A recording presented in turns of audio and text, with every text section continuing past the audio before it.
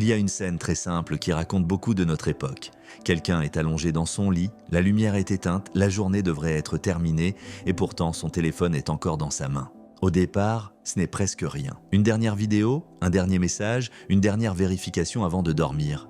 Il ne se dit pas qu'il va sacrifier son sommeil, il veut seulement prolonger un peu ce moment, garder une petite porte ouverte sur le monde avant de couper complètement. Mais ce petit moment s'étire. Une vidéo en entraîne une autre, une notification arrive, une pensée revient, et sans qu'il y ait eu de décision claire, la nuit recule. Quand le réveil sonne quelques heures plus tard, tout semble normal.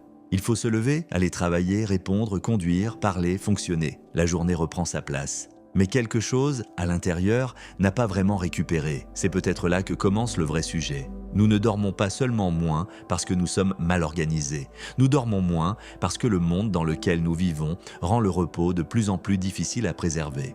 Pendant longtemps, dormir semblait appartenir à l'ordre naturel des choses. La journée avait un début, une fin, et la nuit imposait une forme de ralentissement. Bien sûr, le sommeil n'a jamais été parfait pour tout le monde. Il y a toujours eu le travail, les inquiétudes, les enfants, les horaires difficiles et les pensées qui empêchent de lâcher prise. Mais aujourd'hui, le monde ne s'arrête presque plus.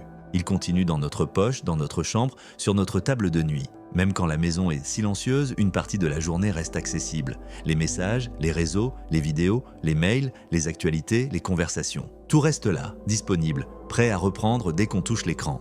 La nuit n'est plus vraiment une coupure nette. Elle devient une zone floue entre la journée et le repos. Un entre-deux où le corps demande le calme pendant que l'esprit continue de recevoir des signaux. Et c'est là que le sommeil devient fragile, parce que dormir demande une chose que notre époque rend de plus en plus difficile. Accepter de disparaître quelques heures du monde. Dormir, c'est ne plus répondre, ne plus regarder, ne plus savoir, ne plus contrôler. C'est laisser les messages attendre, les vidéos continuer sans nous et les problèmes rester en suspens jusqu'au lendemain. Ce n'est pas seulement fermer les yeux, c'est accepter une limite. Or, nous vivons dans un environnement qui supporte de moins en moins les limites. Les journées débordent sur les soirées, le travail peut arriver par notification, les contenus n'ont plus vraiment de fin et même nos moments de fatigue peuvent être transformés en moments de consommation. On rentre chez soi épuisé, mais on continue à regarder.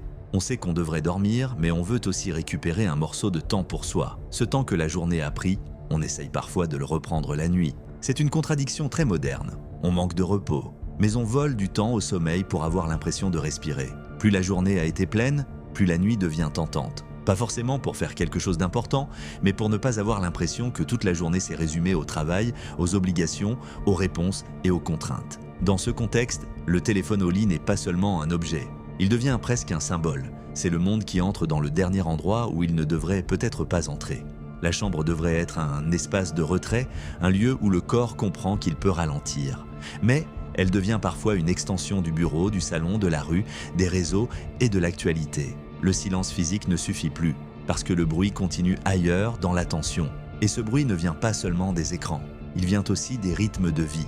Il y a ceux qui travaillent tôt le matin, ceux qui terminent tard, ceux qui changent d'horaire, ceux qui vivent en décalé par rapport aux autres. Dans un monde organisé autour de la disponibilité permanente, le sommeil devient parfois une variable d'ajustement. Ce qu'on réduit quand il manque du temps, ce qu'on repousse quand il reste quelque chose à faire, ce qu'on promet de récupérer plus tard. Mais le corps, lui, ne vit pas dans nos promesses. Il encaisse les nuits, trop courtes, les réveils forcés, les horaires irréguliers, les cafés qui remplacent le repos et les journées qu'on traverse sans vraiment y être. Le manque de sommeil ressemble parfois simplement à une journée plus lourde, une attention moins stable, une patience plus courte, une mémoire plus floue, une humeur plus fragile. On continue à fonctionner mais pas exactement avec la même présence. C'est une fatigue silencieuse. Elle ne se voit pas toujours. Elle se glisse dans les gestes du quotidien, dans une réponse plus sèche que prévue, dans un oubli, dans cette impression de commencer la journée avec une dette invisible. Et cette dette, beaucoup de gens finissent par la considérer comme normale. Dire « je suis fatigué » est devenu presque banal. On compense avec du café, on se dit qu'on dormira mieux demain, ce week-end, pendant les vacances, quand les choses seront plus calmes. Mais les choses ne deviennent pas toujours plus calmes. Les sollicitations, les contenus et les obligations continuent. Et le sommeil, lui, reste silencieux. Il ne réclame pas notre attention avec une notification, il ne s'impose pas avec une alerte spectaculaire. Il attend que nous lui fassions de la place. C'est peut-être pour ça qu'il perd si souvent. Il y a aussi une autre bascule, plus discrète.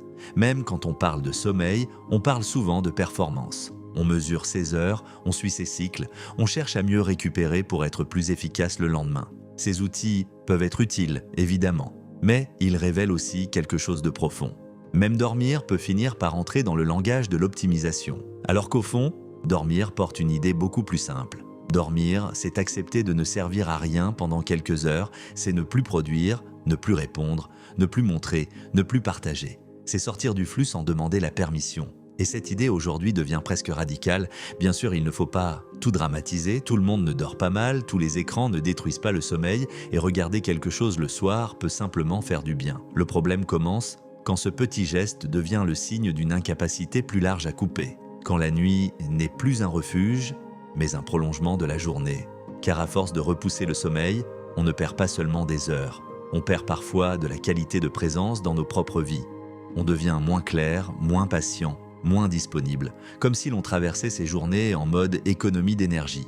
Alors peut-être que dormir devient un luxe, non pas parce que le sommeil est rare par nature, mais parce que notre époque rend rare la possibilité de vraiment s'arrêter. Dans un monde qui reste allumé en permanence, dormir n'est peut-être plus seulement un besoin biologique. C'est une coupure, une limite, une façon discrète de reprendre possession de son temps. Alors, dans un monde qui ne s'arrête jamais, est-ce que dormir devient un acte de résistance ? Si tu veux continuer à observer ces changements avant qu'ils deviennent évidents, abonne-toi au compte.